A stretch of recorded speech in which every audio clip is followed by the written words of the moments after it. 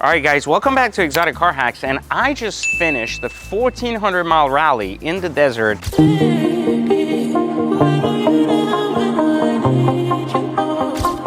with my AMG GT. Now, you might be wondering, wait a minute, 1400 miles, that's right. I've actually never gotten to drive this car more than 800 miles before this rally. And so spending an entire week-long drive, hundreds of miles per hour in the desert with this car has given me a whole new appreciation and reality around the car itself. First off, let's talk about the fact that these cars have not gone up as much as some of these other cars on the market currently, which makes them a really good buying opportunity. We're going to go on the board and take a look at the math. But here's my view of this AMG GT Black Series now that I've spent some time with it. First off, it is a lot better than I expected it to be, especially when putting some miles. It's comfortable, most of the interfaces work really well, and it's incredibly reliable without much issue. It didn't run with a single check engine line, it ran with a 91 gas with having an entire tune and downpipe system, and yet had no issue. Braking was smooth, very light noise, and tires were excellent. Now, while the car didn't do that well over 150 miles an hour in a straight line, it did spectacularly well in the twisties and maintained very good body roll integrity the whole time. And it even ran side by side, which I'll tell you a story later, on a Revuelto without actually losing an inch of space. So incredibly underrated car, and I think a spectacular car generally speaking, and incredibly good looking. I mean, if you look at the lines, it's absolutely beautiful. It looks great in this color, but it just generally looks beautiful. You can see lots of carbon, something you don't see on the GT3 RS, and it's just generally a good looking car. The interior is comfortable, like I said, the seats are great, the trim's great, the sitting position's great, and you have cargo space to actually take things around. So while he's cleaning the car here, because it's looked like a disaster before it got here, I wanted to take you on the board and talk a little bit about the values on the AMG GT Black Series, because I feel there's a unique opportunity to be buying them right now. I personally bought this car on the high side, over 400K back about 2-3 years ago. And I knew that the market would turn around on them, so I kept it, and now the car is back at its original value.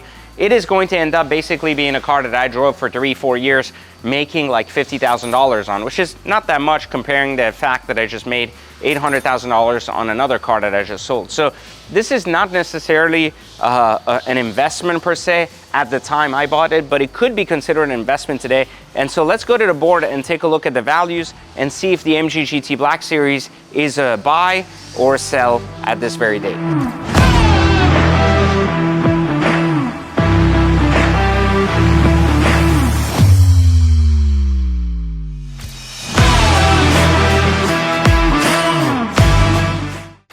All right guys, here we are, AMG GT Black Series, a car that, you know, has gotten a lot of hype and a lot of loss over the years. Let me point this out. When the car first came out, it came out primarily during COVID. Now, a lot of you may not remember this, but car prices were crazy. The car had a 350K MSRP, and upon its first come to market, the car was selling for as high as 550 to 600K. This was the original during 2021 to 2022 before the market crash, bringing it right back down to 350 to near 400K. This has been the Black Series kind of dollar all the way from 2023 to 2026. But now things are changing for the Black Series, and the cars have already moved all the way up to 400K, all the way up to 500K. So they are making their way back up there.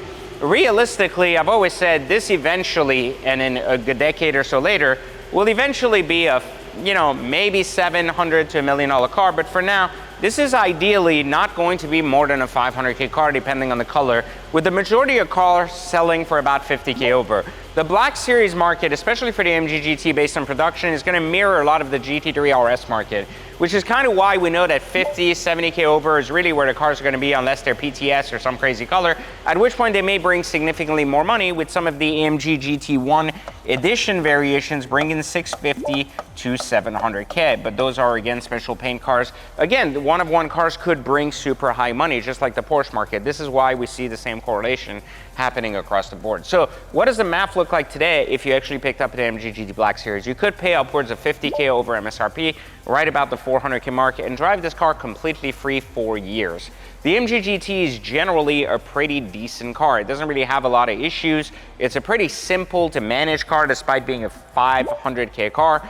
There aren't really any significant issues with the motors, the transmissions, the axles, or anything else that makes the cars less desirable. And so for that reason, the AMG GT is as easy as it gets, and one of the easiest cars you could drive for just 50K over MSRP for the rest of your life.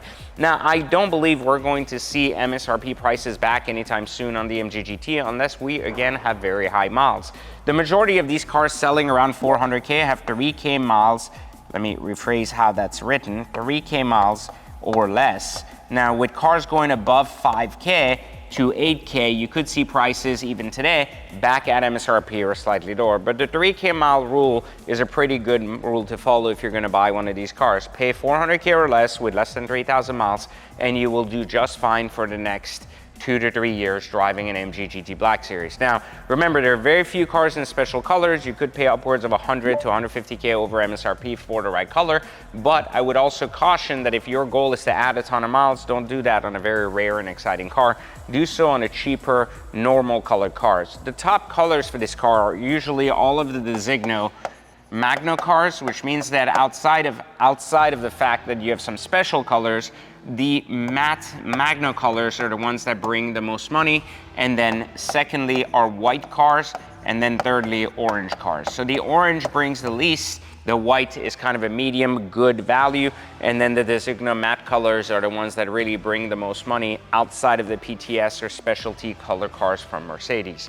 Other than that, this is a pretty straightforward car. I got to drive my car roughly 1,400 miles through the desert at intense speeds, and I can tell you some learnings.